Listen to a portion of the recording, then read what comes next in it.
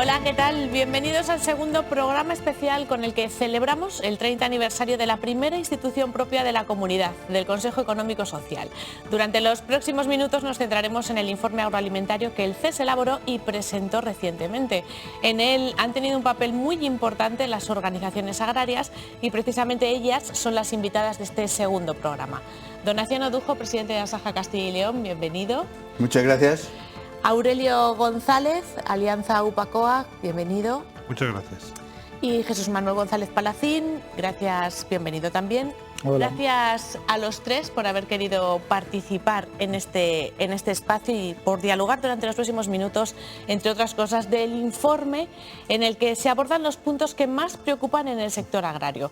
Se analizan las características de las explotaciones de Castilla y León, su rentabilidad, sus puntos fuertes y sus puntos débiles. Se aborda cómo es nuestra industria agroalimentaria, se habla de la cadena alimentaria, se aborda todo lo que atañe a la regulación ambiental y agraria. Esto solo por citar algunos de los grandes bloques. Lo más significativo es que para llegar a elaborar el informe se tuvo que llegar a un consenso, a un entendimiento. Antes de entrar de lleno en el informe en sí, me gustaría saber, un poquito para hablar sobre él, ¿qué destacaríais del informe? Empezamos contigo, Donaciano. Bueno, vamos a ver, Cristina, del informe hay dos cuestiones a destacar. Primero, que el informe le ha mandado elaborar el Consejo Económico y Social, es decir, todos los agentes sociales de Castilla y León, los empresarios, los trabajadores, los consumidores, las cooperativas y, por supuesto, el sector agrícola y ganadero. Y de manera consensuada, conjuntamente con los expertos de la Junta, el propio presidente o de las Cortes, hemos encargado un informe a los catedráticos de la Universidad de Salamanca en el cual se destaca dentro de Castilla y León un sector, que es el agrícola y ganadero, como sector estratégico, por tres cuestiones.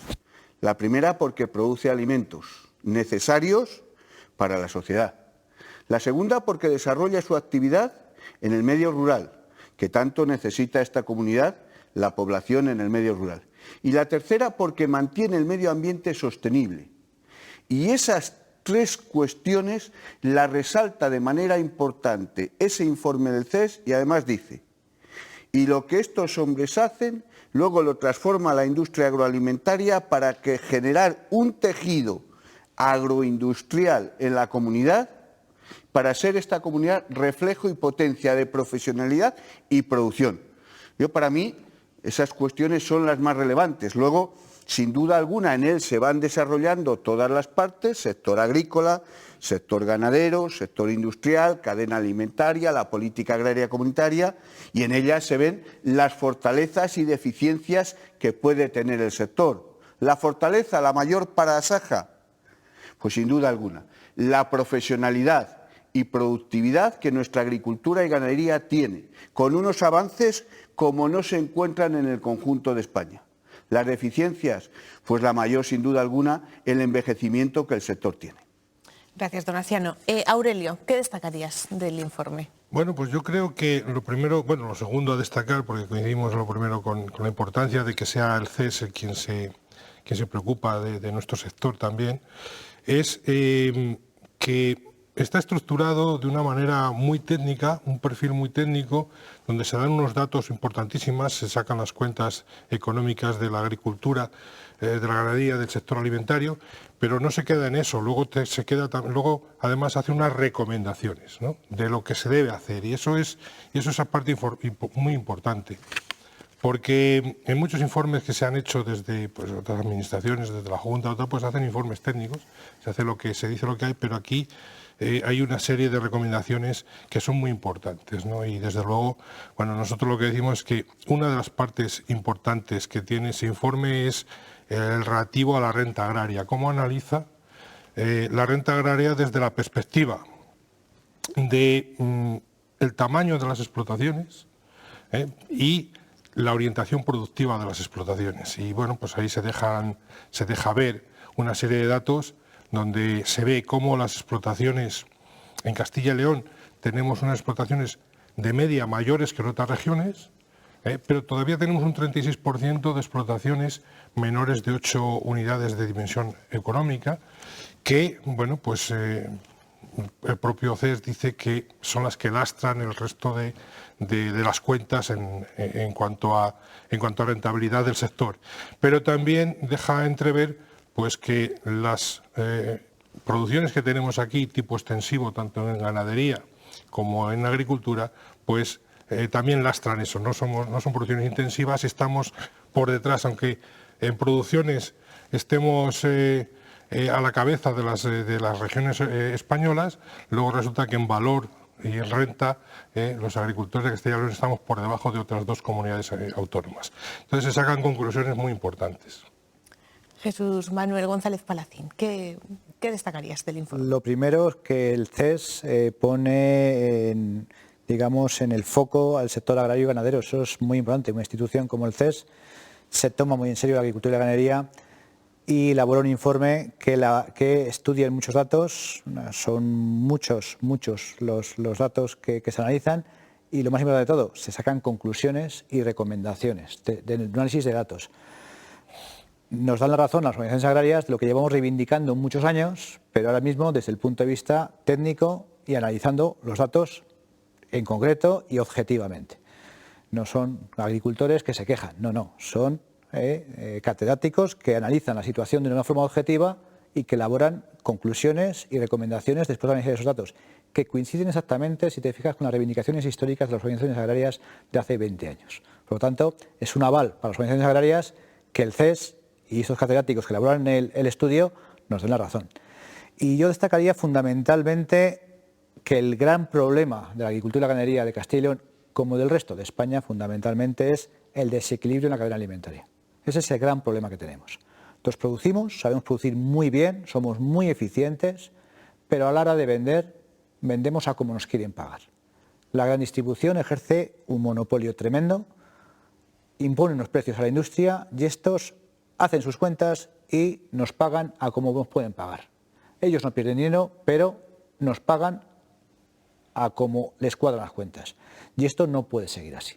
Necesitamos realmente poner en valor nuestro producto, tener un coste de producción de referencia, un coste de producción que tiene que ser oficial y a partir de ahí desarrollar unas relaciones contractuales que den estabilidad al sector. Lo comentábamos antes de empezar el programa que para el próximo año tenemos una incertidumbre enorme. ¿Cómo nos vamos a arriesgar a sembrar con el coste de producción que supone 3 veces más que el año pasado si no sabemos cómo vamos a vender, si no sabemos evidentemente lo que vamos a producir y podemos embarcarnos en una aventura? Un agricultor medio de 150 hectáreas puede adelantar al próximo año perfectamente 150-200.000 euros sin saber si va a ganar o perder. Eso es una aventura tremenda. Por lo tanto, si desarrollamos relaciones contractuales y aseguramos un precio de venta, podemos tener un colchón para arriesgarnos y decir, venga, me arriesgo a sembrar un trigo, una cebada, un maíz, porque sea como lo voy a vender. Si no es así, un cebadero de terneros es una incertidumbre enorme. O sea, ¿cómo va a vender esos terneros al precio que está el pienso? O sea, tenemos un sector que jamás ha vivido una incertidumbre tan enorme y un sector que lo hemos dicho muchas veces, que es estratégico, pero es que hay que tener más conciencia de que estamos inmersos en una crisis alimentaria mundial, en el que se está hablando de que puede haber desabastecimiento de mercados, posiblemente en algunos países, no en el primer mundo, pero posiblemente haya países que no puedan comprar todo lo que quieren comprar, todo lo que compraban hace un año. Por lo tanto, yo creo que Europa se tiene que plantear que el mundo cambia muy deprisa, que las decisiones políticas hay que adaptarlas a los cambios tan vertiginosos que tiene este mundo y, sobre todo, no podemos dejar de producir por no tomar decisiones a tiempo. Por lo tanto, para el próximo año, yo creo que el informe del CES lo dice clarísimamente, hay que poner medidas encima de la mesa para intentar al menos no perder capacidad productiva. Eso yo creo que tiene que ser un mensaje que tenemos que extraer de un documento muy elaborado del CES, pero que tiene que servir realmente para que la Administración, el consejero de Agricultura fundamentalmente, se ponga las pilas y diga, señores, estamos ante un sector estratégico, necesito presupuesto suficiente, tenemos que seguir produciendo, no podemos dejar esto en manos del libre mercado y que los agricultores y ganaderos hagan lo que puedan con lo que está cayendo. No puede ser así. En base a lo que habéis sacado en claro en el informe del CES, además que habéis llegado todos a un punto de entendimiento, y teniendo en cuenta también la circunstancia que ahora mismo rodea al sector agrario, que es el que nos atañe, ¿qué puntos sí o sí tienen que cambiar ya, en base a toda la información que manejáis? Y es un poco una pregunta abierta para que entre los tres haya un diálogo. Tiene que cambiar la forma de pensar, la mentalidad y, por lo tanto, el desarrollo de las normas y de los presupuestos del conjunto de la Unión Europea. Nosotros creemos que la Unión Europea sigue siendo válida, pero cada vez nos cuesta más tomar esta decisión. La Unión Europea, que es el conjunto de los 27 países, y en el caso de España, España es el conjunto de las 17 comunidades, tiene que pensar que de unos años para acá el mundo de la alimentación y de la energía ha cambiado. Nos estamos encontrando con tres situaciones de alerta y de crisis impensables en el año 2018-2017, cuando se empieza a elaborar la política agraria comunitaria periodo 23-27. La primera, una situación de pandemia, crisis sanitaria. La segunda, una crisis energética que ha elevado los combustibles, la electricidad, la energía, los nitratos, los abonos, multiplicándolo por 3 o por 4 el precio. Y la tercera, una crisis alimentaria como consecuencia de la anterior y acentuada por la guerra de Rusia invadiendo Ucrania.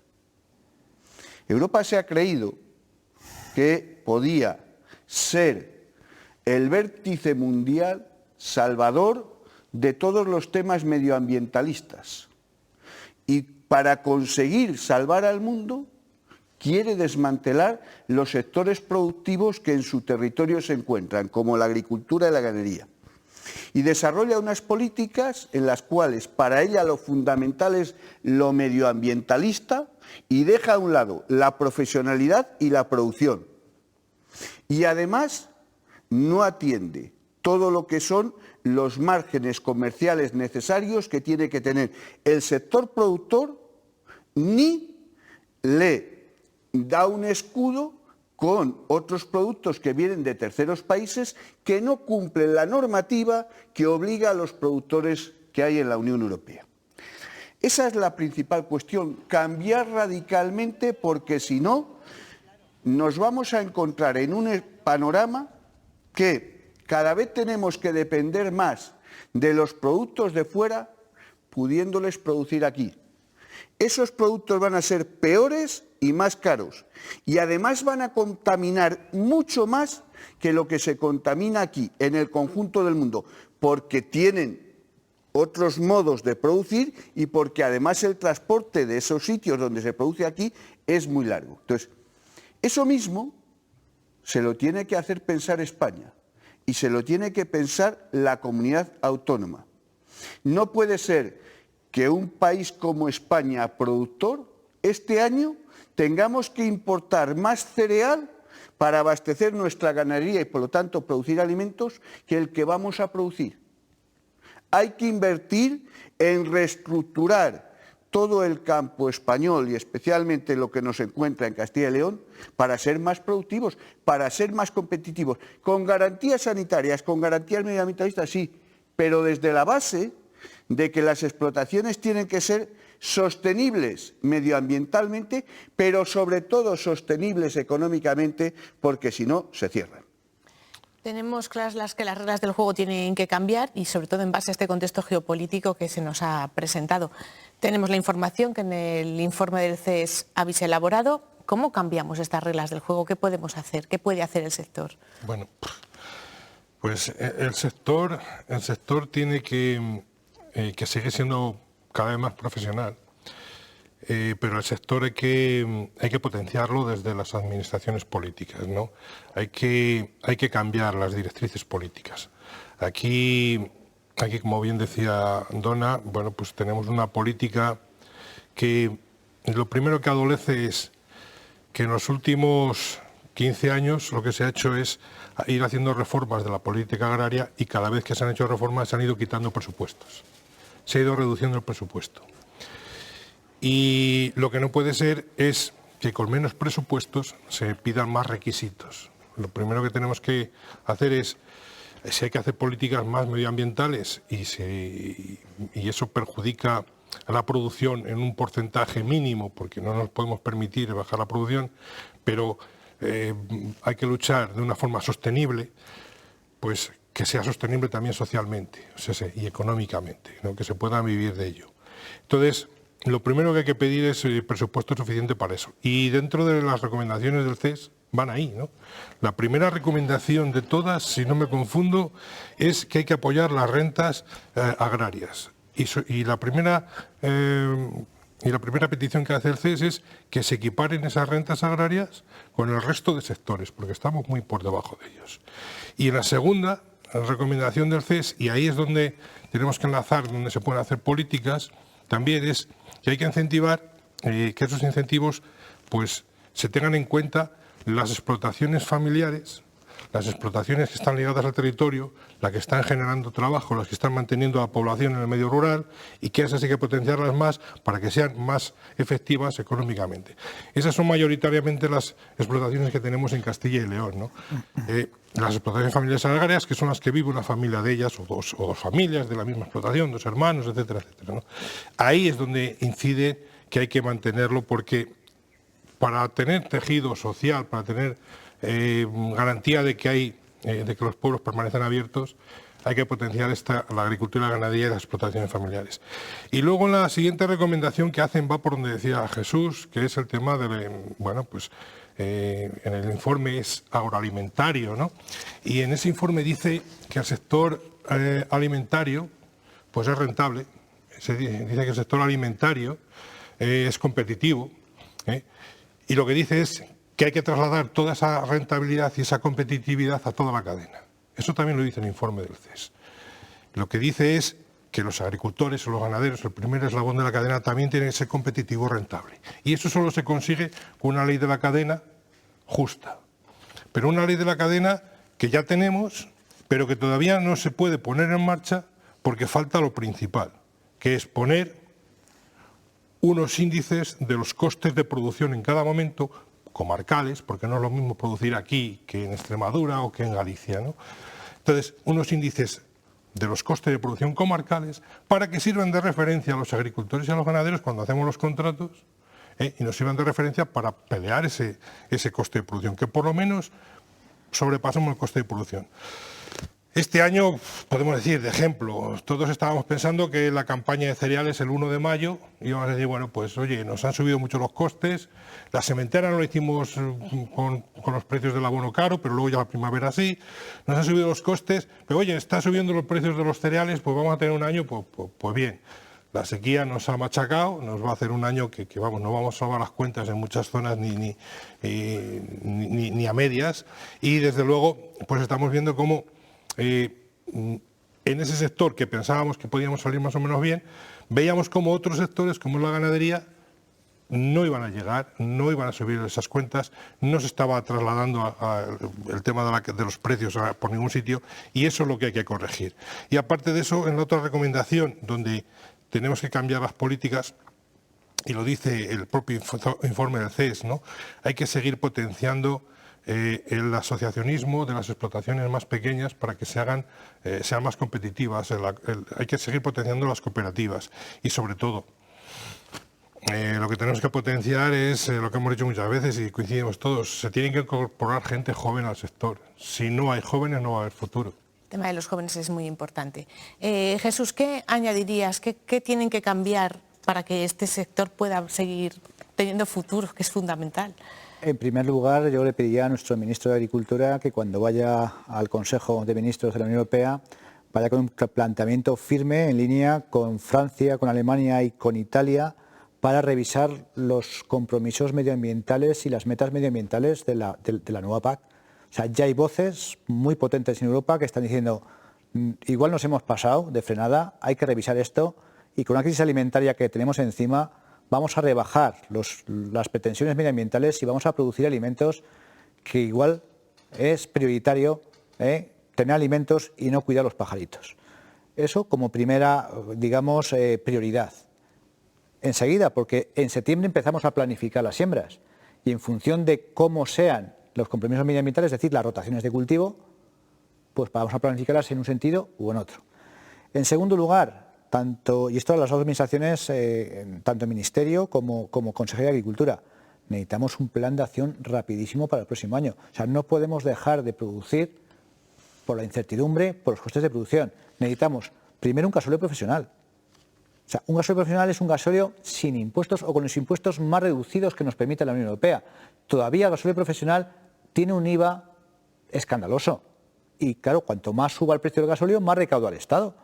Y ahí se puede reducir. O sea, el gasóleo profesional que llevamos reivindicando en la Unión de Campesinos durante toda la vida, ahora es más necesario que nunca con estos precios. Por lo tanto, que el Ministerio o que el Ministerio de Hacienda nos siga haciendo caja con sectores fundamentales que necesitamos el gasóleo, no por capricho para ir de vacaciones, sino para poder producir y producir alimentos. O sea, necesitamos un gasóleo profesional. Electricidad lo mismo, necesitamos una tarifa especial de riego. Es escandaloso que este año nos hayan puesto a producir hectáreas de regadío por el coste de la electricidad. Hay agricultores que se han hecho las cuentas y dicen, no la siembro, porque me cuesta más la electricidad que lo que voy a sacar. O sea, y no nos podemos permitir ese lujo. Tenemos que tener una tarifa especial de riego y eso es un tema político. Claro, si las dejas a las compañías eléctricas van al máximo beneficio. Si no siembras, que no siembres. Pero yo no toco esto. Pues si te lo toca a ti, igual te lo toca a otros sectores. No, hay sectores estratégicos y la agricultura es uno de ellos. No me está bien de hablar del sector de la agricultura, que es un sector estratégico, como un título nobiliario que después no sirve para nada. Si estratégico, tendremos que tener medidas concretas. Y esta es una. Y en tercer lugar, presupuestos, tanto del Ministerio de Agricultura como de la Consejería. Sin presupuesto no hay políticas. Y no podemos tener unos presupuestos de hace un montón de años. O es más, hemos bajado. Ya me gustaría tener los presupuestos de hace 8 o 10 años, en torno a los 800 millones de euros. El Ministerio de Agricultura, si vemos la evolución de los presupuestos, ha caído más de un 50% en los últimos 8 años. O sea, necesitamos presupuestos para hacer políticas. Esto tenemos realmente, si tenemos un sector que hay que potenciar, si tenemos realmente que producir alimentos, necesitamos presupuestos para paliar los efectos de los costes de producción. Si no rebajamos eso, si no atacamos eso, pues evidentemente habrá muchos agricultores que se echen cuentas y dicen, yo voy a mínimo riesgo, aunque saque menos, pero aquí yo no me arriesgo. Y creo que este país no se puede permitir el lujo de tener una dependencia alimentaria tan grande como la que tenemos. Es más, sería una irresponsabilidad enorme que tierras que pueden ponerse a producir de una forma importante se dejen de producir por falta de apoyo político y de medidas concretas. Vamos a hacer un breve descanso y después continuaremos hablando de la PAC, del Pacto Verde y de temas que interesan mucho al sector agrario.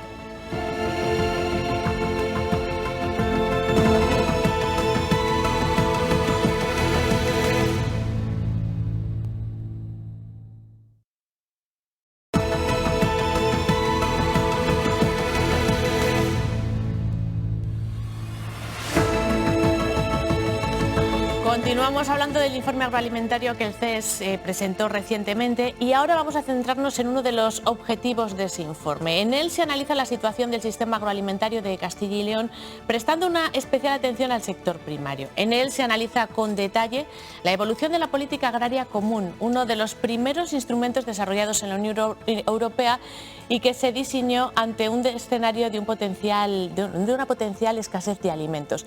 Se quería apostar por un modelo productivo que garantizase a la sociedad alimentos a precios asequibles. Con ese objetivo nació la PAC de la que tanto se habla, precios asequibles y garantizar la seguridad alimentaria. Buen momento, don Anciano, para hablar de este asunto. Ya antes hemos estado poniendo un poquito pincelada sobre este tema, pero ahora vamos a entrar de lleno. Queremos garantizar la seguridad alimentaria de toda la sociedad, pero nos estamos encontrando con problemas. Pues es que con el mismo objetivo que nació la PAC, hoy es válido. Hasta hace 4 días Europa, sus dirigentes creían que éramos ricos y que se podía tirar por tierra todo lo que es la política, todo lo que es el trabajo que se había hecho, todo lo que es el sector agroalimentario.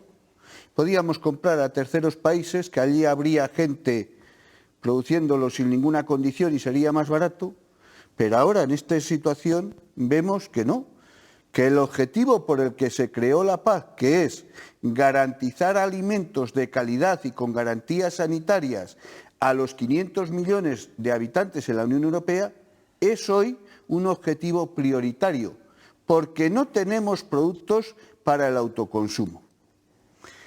La PAC, que entrará en vigor el 1 de enero del 2023, el próximo año, nace muerta. No cumple los objetivos que la sociedad necesita. Esta PAC se empieza a hablar de ella en el año 2017. Como he dicho anteriormente, las condiciones sanitarias, económicas, de alimentación, de abastecimiento de junio del 2022 no es cuando se empezó a diseñar. Nace tarde, porque la PAC tendría que haber entrado en vigor en el 2021, no en el 2023. Será la paradoja que en el 2025 habrá que hacer una reforma intermedia y en el 2027 acaba y habrá que tener ya otra PAC preparada para el 27-34. La primera cuestión. La Unión Europea hoy no contempla un presupuesto justo para la PAC. En la que vamos a entrar en vigor, tiene un 2% menos. Eso significa 100 millones de euros menos al año en toda España. Que tendrían que ser 100 millones más cada año, porque todo sube. Lo segundo, es una PAC que no es productiva, que no es profesional, que es medioambientalista, que se basa todo su espíritu, todos sus objetivos en producir menos y dejar más espacio al medio ambiente sostenible, demagógico, idílico que algunos grupos ecologistas o algunos políticos verdes se creen que de eso se come y es mentira. Y la tercera cuestión es que si de Europa ha venido mal, el desarrollo de la misma en el conjunto de España la ha empeorado. Se ha hecho una PAC política y no una PAC profesional. Se han introducido elementos como degresividad, como pago redistributivo, como ecoregímenes, como condicionalidad reforzada, que a los verdaderos profesionales, a esta agricultura de Castilla y León, la cuesta más, produce menos y cobra menos. E incluso se da la demagogia que la defensa que hacemos del agricultor profesional, aquel que cotiza a la seguridad social, aquel que es la base de esa agricultura familiar, aquel que incorpora un hijo, va a percibir menos por derecho, por hectárea o por ganado, que aquella agricultura a tiempo parcial. ¿Por qué? Porque el señor ministro en España ha priorizado pues lo que es el agricultor a tiempo parcial, que es el modelo mayoritario español. En España se presentan aproximadamente 800.000 PAC. 580.000 son titulares que no cotizan a la Seguridad Social y 220.000 titulares que sí cotizan a la Seguridad Social. El porcentaje es mucho más amplio de gente que no, que de gente que se juega a sus habichuelas. Es que en Castilla y León es lo contrario. En Castilla y León se presentan 67.000 solicitudes PAC. Pero es que 50.000 nos jugamos los cuartos como única actividad.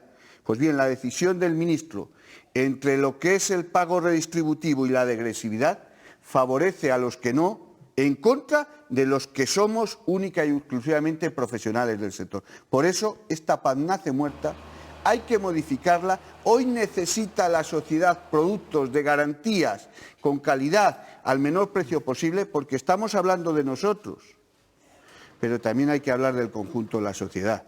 Si al conjunto de la sociedad le suben los precios, le sube la alimentación, le suben los carburantes y tal, y no suben los sueldos, al final tenemos un problema conjunto y global, que es el problema de que no se llega a final de mes o no se llega a final de año, como nos pasa a nosotros. No tenemos que olvidar que la PAC precisamente echó a andar para garantizar la seguridad alimentaria de esta población y que no les cueste tanto en los alimentos. Aurelio, ¿qué opinas de la PAC que echará a andar, se supone, en enero del 2023? En el informe abordáis además mucho sobre este tema. Bueno, pues como decía antes, ¿no?, en la introducción, al principio, lo primero que echamos en falta es más presupuesto, porque la PAC nace pues con poco presupuesto, porque cuanta más exigencias hay, cuanto más requisitos medioambientales se quieren poner, pues necesitaríamos más presupuesto para compensar esa pérdida de renta. Lo primero que hay que aclarar es que la PAC es una herramienta que es para toda la sociedad, como bien decíamos, ¿no? Se crea con los objetivos de finalizada la Segunda Guerra Mundial, pues para producir alimentos, para garantizar alimentos a toda la población. Y ahora, pues yo creo que tenemos el mismo objetivo, es cierto, pero dejar claro que esos alimentos tienen que ser a unos precios asequibles. Si los alimentos, para que en todas las casas de cualquier trabajador, de cualquier familia pueda entrar leche, fruta, tal, tienen que tener unos precios bajos, lo que hay que hacer es aumentar el presupuesto de la PAC y compensar más a los agricultores y a los ganaderos. Eso es de cajón, ¿no? Es una medida lógica. Si no se hace eso y no se está haciendo, porque cada vez la PAC está representando menos volumen de los ingresos de los agricultores y los ganaderos, creo recordar, cuando empezamos con esta historia de la PAC ya hace tantos años, que la PAC suponía en torno al 70% de los ingresos de una explotación agraria media. Y ahora es al revés. Ahora ya la PAC se está quedando en un 30% en algunos casos, ¿no? Entonces, si eso no se corrige, pues vamos por mal camino, porque se va a crear una crisis alimentaria, o se van a tener que aumentar los precios y en algunos sitios no se van a poder producir. Yo creo que lo que se pierde una oportunidad con esta política agraria común de haber hecho algo distinto, algo distinto y algo bien hecho. Por ejemplo, el tema del pago redistributivo, pues resulta que no va a ser positivo, pero porque no se ha hecho bien. Porque si se pone un techo por explotación, como se va a poner, si a las explotaciones que cobran mucho se les va reduciendo unas ayudas para ir repartiéndole, como dice el informe del CES, a las que más lo necesitan, si se hace bien y se prima a las explotaciones familiares agrarias, a la agricultura a título principal, que paga la seguridad social agraria, que vive de ello, para que se les ayuda para que sean explotaciones más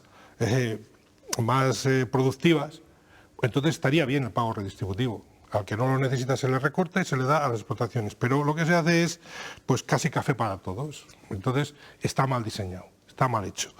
Si se hiciera bien, yo era partidario de hacer un pago redistributivo. Si nos centramos en que se le recorte a terratenientes, a no sé qué, a no sé cuántos, gente que no vive del sector, gente que tiene otro trabajo, otros empleos rentables y tiene la agricultura como un hobby o por no dejar las tierras al agricultor del pueblo, que se le recortara a esa gente, yo perfectamente, sin ningún problema. La cosa es dónde se iban a dirigir. Si se dirigen para todos, pues quedamos igual o peor. Con lo cual, perdemos una oportunidad histórica de cambiar algo de la PAC, porque la PAC ya se diseñó mal desde el principio. Porque lo primero que hizo la PAC es asignar unas ayudas en base a unas regiones productivas, de tal manera que el que más producía, más cobraba. No sé si recordamos todos cuando hacíamos protestas porque decíamos, coño, es que aquí se nos asignan 2.000 kilos de producción, a Francia 6.000, y aquí cobramos una tercera parte de lo que cobra un francés. Y era verdad. O sea, al que más producía, más le daban. Esa PAC nació mal y se ha seguido haciendo mal. Y ahora que teníamos oportunidad de cambiarla, de dirigir, porque cuanto menos presupuesto, más necesidad hay de dirigirlo a quien de verdad lo necesita, y es a los que vivimos de la agricultura. Jesús, muchos meses, muchos años de negociaciones para esta nueva PAC que se supone que echa a andar en enero del 2023, llegamos a un punto en el que nos estamos dando cuenta que después de tantas negociaciones se tienen que incorporar nuevos cambios porque el contexto así lo está exigiendo. ¿Qué opinas tú de todo esto? Lo primero que tiene que hacer el ministro en esta nueva PAC, además vamos a separar lo que se puede hacer de lo que ya no hay remedio a hacerlo. El presupuesto podemos quejarnos mucho, pero sabemos que no se va a mover en la Unión Europea porque harto les ha costado llegar al acuerdo que han llegado. Pero España tiene una capacidad de maniobra enorme. Es la primera vez que la PAC se diseña en cada Estado miembro. Le han dado unos objetivos a cumplir y cada Estado miembro elige cómo les cumple. A España le van a dar un cheque y el ministro, junto con los consejeros y consejeras de las comunidades autónomas, acuerdan cómo reparten ese cheque. Y nosotros, la Unión de Uniones, nos hemos puesto de acuerdo todas las comunidades autónomas, la única organización que nos hemos puesto todas las comunidades autónomas, es decir, queremos que sea para los profesionales, los que tienen al menos el 25% de ingresos agrarios y pagan seguridad social, las dos cosas. El ministro en principio nos compró esta idea, hasta los 6 meses últimos que dijo, no, esto o seguridad social o menos de 5.000 euros. Entonces, claro, hay un coladero que volvemos a repartir el dinero exactamente igual que como estaba. Y yo creo que lo primero que abrir es abrir otra vez el debate, porque el informe del CES dice muy claro, los agricultores profesionales a nivel de España suponemos el 25%, pero producimos el 75 o el 80% del volumen de valor de todo lo que es el sector agrario. Por lo tanto, los profesionales somos pocos, pero somos los que realmente producimos. Por lo tanto, las ayudas tienen que ser a mantener el profesional. Los que estamos en riesgo somos los profesionales.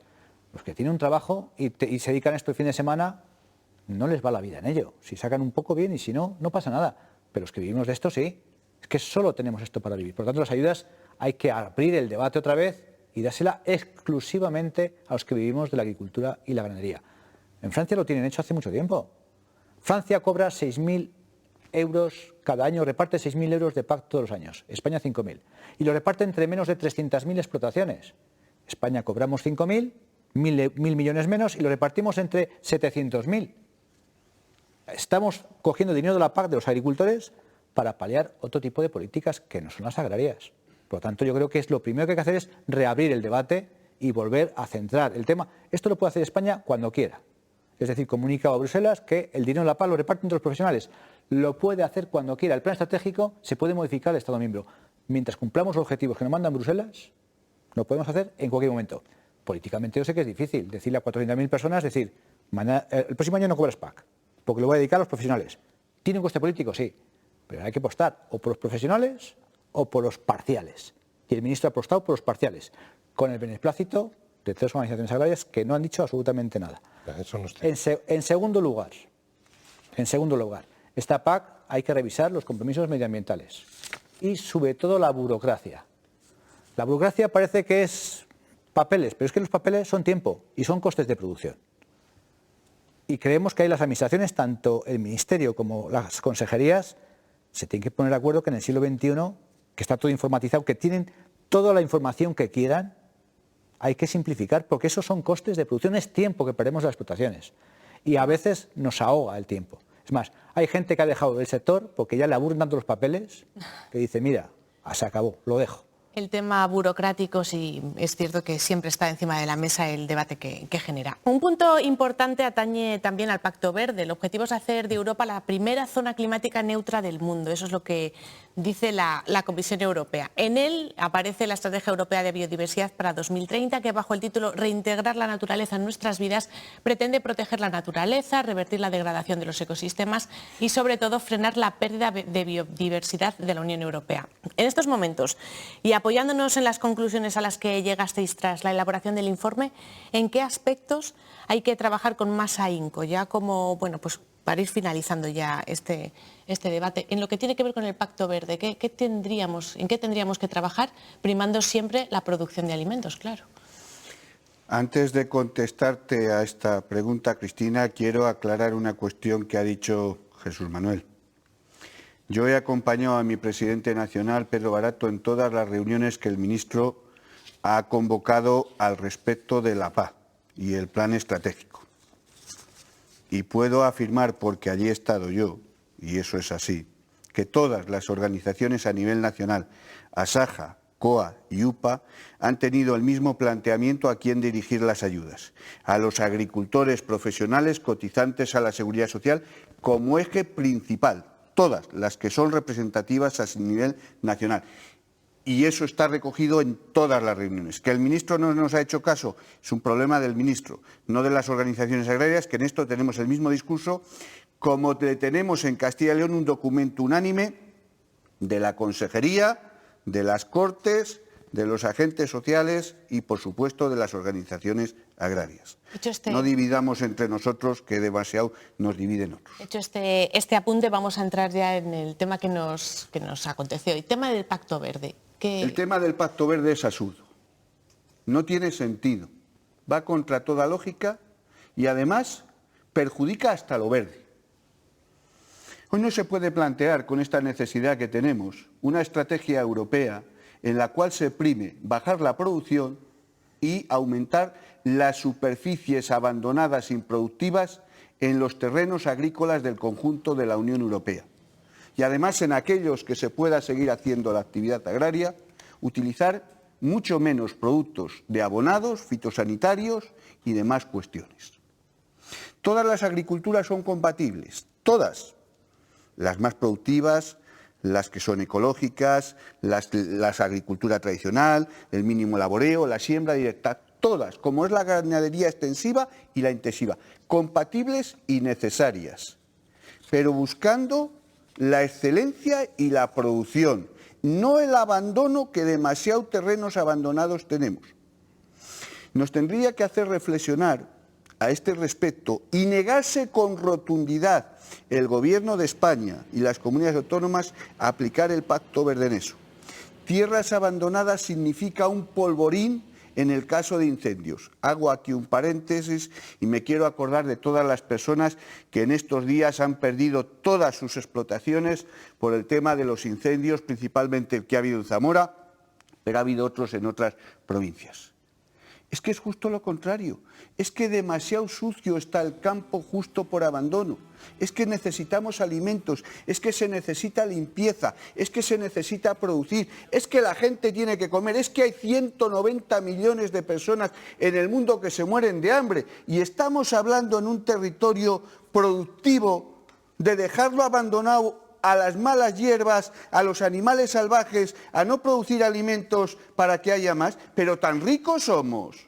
Pero no se da cuenta la Unión Europea que porque sus dirigentes, esos políticos del Europarlamento, esos comisarios cobren barbaridades, hay mucha gente que no llega a fin de mes o a fin de año. Por lo tanto, el rechazo unánime, frontal y categórico de Asaja al Pacto Verde, porque no es ni verde. Verde es la producción agrícola, verde es la producción de alimentos.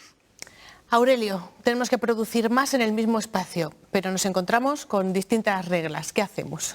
Bueno, pues la verdad es que lo hemos dicho antes, ¿no? Las normativas que vienen de Europa vienen marcadas y vienen precisas, ¿no? Incluso con el tema de la PAC, que antes se decía que en España se puede hacer lo que se quiera, no es así.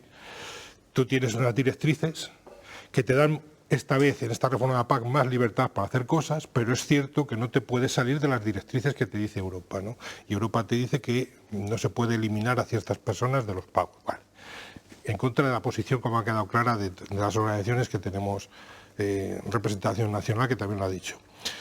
En esta política que se nos presenta del Pacto Verde, pues no les importa el bajar, como ya hay informes que dicen que perderíamos un 12% de producción agrícola, que es una barbaridad a nivel europeo, un 12% de perder de producción, porque es que nos hace falta, porque no producimos lo que consumimos, ¿no?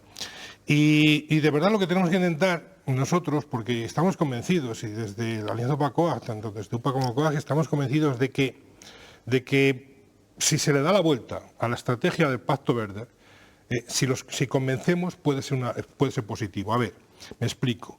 Si convencemos a los gestores de ese plan, a los que han pergeñado la criatura, de que la situación ha cambiado, de que la situación ahora mismo hay que conjugar la producción de alimentos con la sostenibilidad medioambiental, pero que somos los agricultores y los ganaderos los que estamos garantizando esa sostenibilidad medioambiental, si los convencemos de eso, les podemos cambiar las políticas, es decir, hay que conjugar lo medioambiental con las explotaciones agrícolas.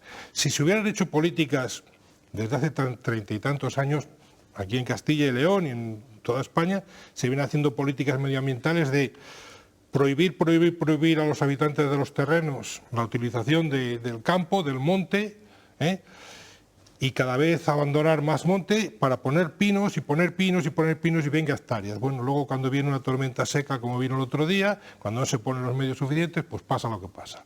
Si esa planificación se hubiese hecho con masas forestales, como está por ejemplo en Francia, en la zona de Burdeos, que yo he ido varias veces, donde ves masas forestales, pero ves zonas de cultivo, pues vas viendo que los fuegos se pueden controlar perfectamente si se intercalan masas forestales con tierras de cultivo.